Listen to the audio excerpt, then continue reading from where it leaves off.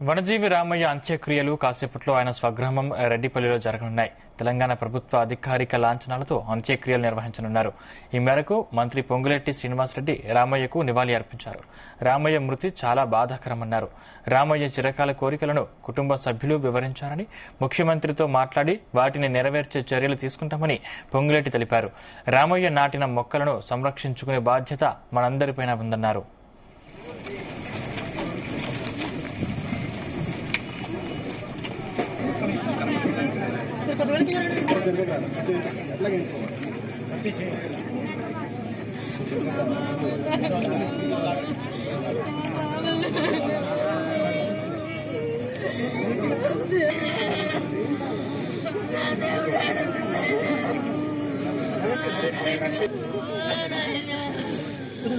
పద్మశ్రీ గ్రహీత శ్రీ రామయ్య గారు, వనజీవి రామయ్య గారు మన మధ్య నుంచి మనకి కనిపించినంత దూరంగా భౌతికంగా దూరమయ్యారు.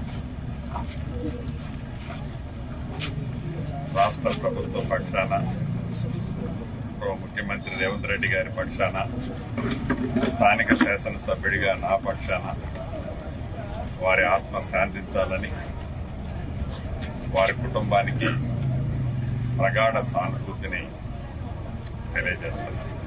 రామయ్య గారిని యావత్ దేశ ప్రజలు గౌరవించే విధంగా వారు తీసుకునే అనేక నిర్ణయాలు, ప్రధానంగా వేలాది కోట్ల విత్తనాలని వందలాది ఎకరాలలో వారు స్ప్రెడ్ చేసి ఈ గ్రీనరీని పెంచే దాంట్లో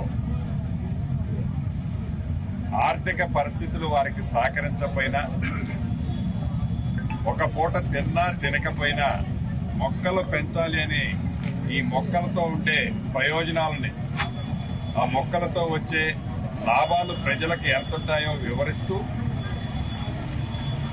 ఈ ఒక్క వారి గ్రామంలోనే కాకుండా ఈ పరిసర ప్రాంతాల్లో ఉండే ఫారెస్ట్ ల్యాండ్స్ లో కానీ, ప్రభుత్వ స్థలాల్లో కానీ ఎక్కడైతే మొక్క నాటొచ్చో చివరికి రోడ్ల సైడ్ ఉన్న ప్లేస్ ను కూడా వేస్ట్ కానియకుండా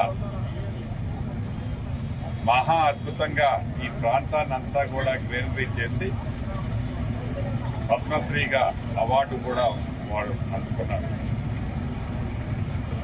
వారికి చిరకాల కోరికలు కొన్ని మిగిలాయి. వారి కుటుంబ సభ్యులు, వారి శ్రీమతి గారు ఇంతకుముందు మాట్లాడినట్టు చెప్పారు.